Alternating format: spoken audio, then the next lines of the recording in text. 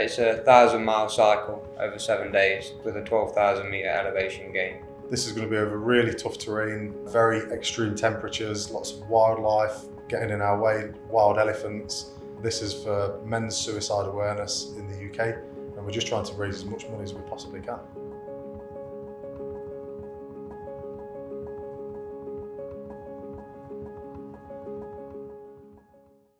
Yeah, so I live in the Maldives. My wife's Maldivian, and we lived here for a little bit, and then we've now decided to move there. And yeah, it's the best place in the world. Really, it is absolutely amazing. Like people say, you know, like it doesn't look as good as what it does on a postcard. This place looks better. Like it's unreal. Like it's just sort of the sea's always warm, the sun's always shining, and like I live in the capital city, and it's like the smallest capital city in the world. You know, it's 5 kilometres around. I think there's something like 100,000 people that live in the capital. So you can imagine, if you're in a car, next time you're in a car or something, do 2 kilometres in your car, and then you will see, like, these places are tiny. But no, it's a really cool place to live. We've known each other for what feels like about 150 years, to be honest. But is it about 10 years? Yeah, it's about 10 years. Yeah. George used to help me, like, at my house whenever I was doing gardening work and stuff like that. Or working with cars together, that kind of thing, and then got into motorbikes. Yeah.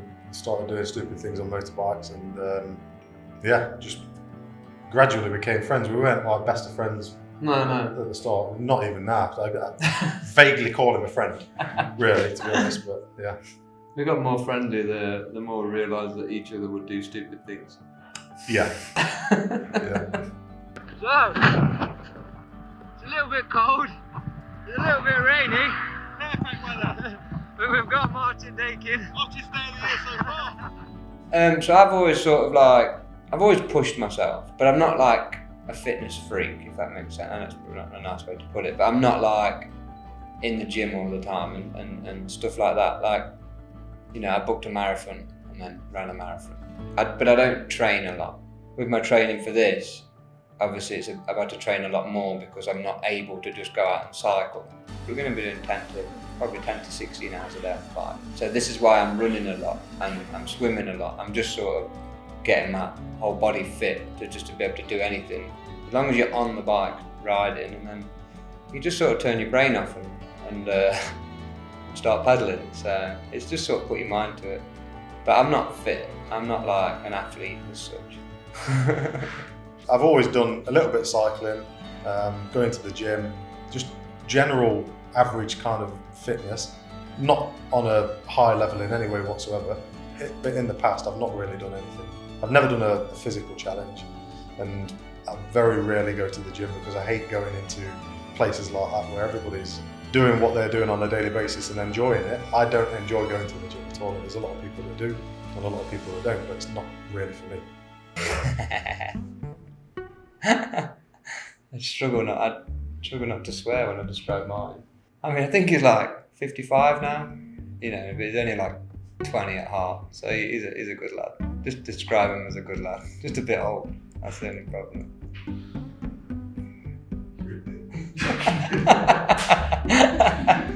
I mean, all I can say is really that I think he's probably had a few knocks on the head, but he never thinks about anything. So if I said to George now, we're going to go to Scotland and we're going to cycle up a mountain and we're going to jump off the top of the mountain without a parachute, he'd just go, all right, okay.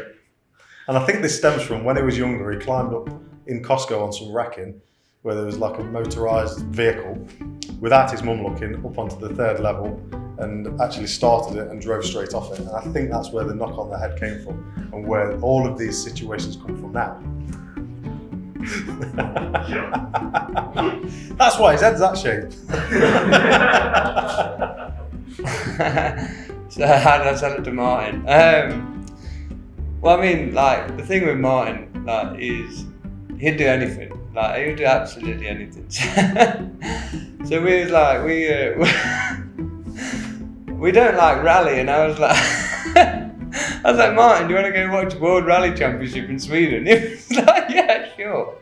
It's like half an hour in, we both look at each other and like, we don't really like rally. I said it's very easy to sell something to Martin. So that's sort of like, I said to him, do you fancy like going to Sri Lanka? And he's like, yeah. Like, well, I'm going to do this cycle, you know. And then he was like, all right, yeah. And I didn't really tell him the details as such. I was like, it won't be too difficult. 90% of the things that he was telling me was just going in one ear and out the other, and I was just saying, yeah, whatever. And then he came up with this crazy idea of doing 1,000 miles in 7 days, which I initially agreed to because I thought, you know, that could be doable.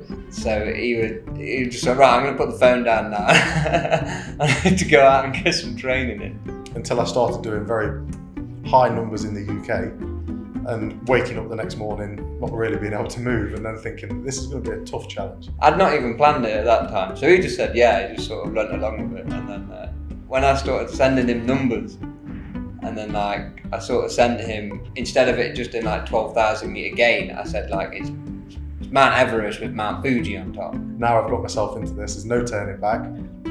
So I'm very excited about it, and I just want to raise as much money as I can for this charity.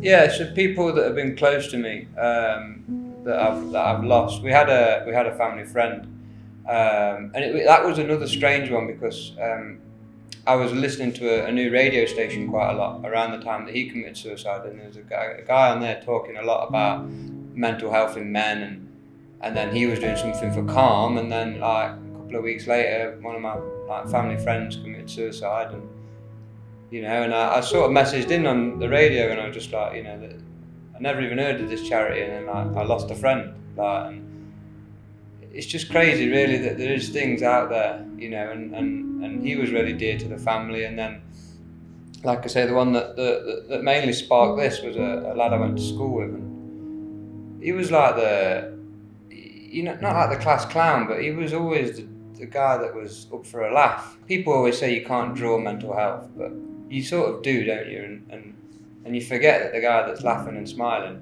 can also be suffering as much as the guy that stays quiet. So that was a big shock to me, because I sort of put myself in that category of the one that's always having a laugh, you know. And when somebody in the same category is sort of, you commit suicide, you think, oh, anyone's can be a victim, you know, as such. I got made redundant twice in 2 years.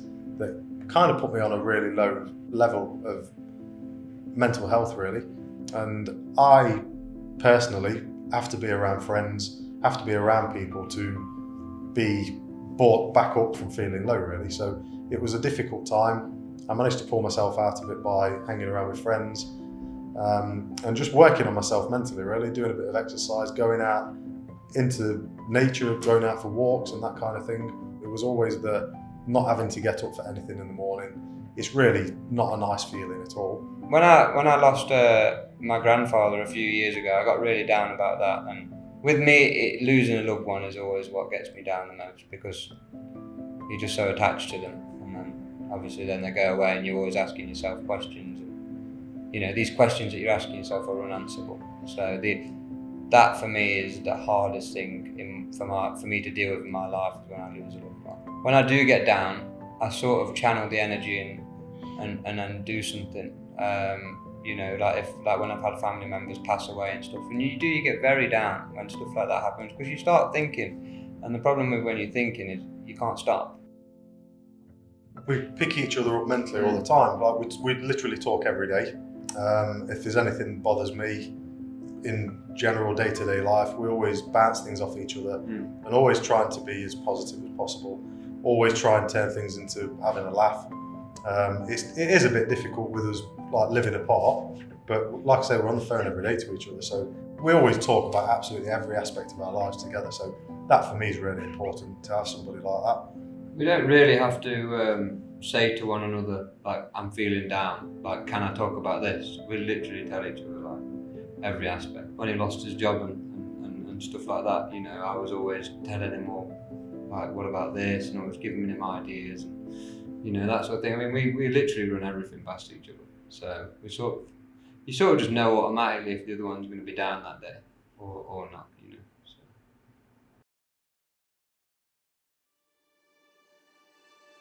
You must stay at home. Coronavirus. Suspended flights. Many lives will be lost. So, the cycle. Looking at the current rules in Sri Lanka, it does look like we're going to have to delay it. We don't know when we're going to be doing it because Sri Lanka's borders are completely closed at the minute. That's a major setback for us. We're hoping to still do it in the early part of next year, but we just don't know at the moment. So all we can do is just keep on with the training. When you have a date set, flights booked, obviously you have a drive towards a certain date. If I know when we're going, I can plan a little bit more where I can do X amount of miles each day, build up to this huge number of miles each day for 7 days. But now it is sort of like it'll happen when it happens. You do lose a little bit of momentum in your training, and you don't have as much drive because you think, well, it might not be till July. Also, with my business, it's been hugely impacted by the coronavirus pandemic. So a lot of my attention has been put onto actually saving the business or salvaging any kind of trade that I possibly can during these times. Nobody really thought that we was going to ever have a lockdown or be in this situation. And we just saw trade fall off massively. We just don't know what's going to happen if we're going to be here in 6 months, 6 weeks time. And it's the same as for everybody else in this situation that own businesses or even just having the jobs, working for a company, not knowing if the company's going to be there next week. There's millions of people that have already lost their jobs already. But at the moment, we're really struggling for trade. Derby's always been much quieter than, say, like Nottingham or Leicester. So we've always been fighting for trade in a very aggressive way. And we were doing well. We were doing very well before that. The staff, we're probably down to about 30% working hours at the moment. Luckily, the rest of that's made up by furlough from the government, which has been a massive help for us. But we just want to hopefully come to an end and get back to some kind of normality where everybody feels that the job's safe, I feel that my business is safe, and essentially the house that I live in is still going to be there and everything else. Calm as a charity is very important because there's not a lot of people out there that understand, that mental health, and especially in men, and the numbers are just staggering, and we don't talk about it enough. And I think that is the problem. People don't talk, and I feel like even now that we're raising awareness for mental health, I've noticed the way that my friends talk to each other or talk to me differently now, and I feel like even just that alone, people just talking about mental health, especially in men, it's becoming more common to say to your friend, like, are you okay? Whereas normally you just presume they're okay because they've not got blood coming out, and I think Calm are really getting the message across that if you don't want to talk to a friend, they have a service that you can just talk, because people don't want to talk to their friends, you can just talk to somebody over the phone and just sort of let it out, and that's the best message that Calm is putting across, that just talk about it, just as simple as that. So the direct message we want to send to people is that there is a charity out there that is accessible to everybody with just a phone number. Calm is a great charity that they have lots and lots of people that you can just call up, talk to. You don't know them, you don't have any kind of connection with them, so you can spill the beans on all your thoughts, all your feelings, without feeling like you're going to be judged in any kind of way at all. And we really want to push this because we know that there are people out there that don't feel like that they can talk to anybody. We've all had issues in the past where you're really down and low, and the last people you want to talk to is the closest people to you, so either your partner or your parents or really close friends. You don't feel that you can do that because it's kind of feels like it's going to be an embarrassing situation for you. So just picking up the phone, calling Calm, and actually talking to somebody to stop you from doing something that you really don't want to do. These people, if they're really down, really low, suicide is their last option. And we need to get people to know that there are people out there to talk to stop that from happening. The message I want to spread with doing this event, is even if the people don't say that what we've done has helped them, it's just to know that when we're spreading this message that there is people out there that are noticing Calm, and that the cycle is just to spread awareness for Calm. And then if one person out of this whole social media following that we've got now goes on to Calm and uses their service because of me and mine spreading awareness, in my eyes, that's me done.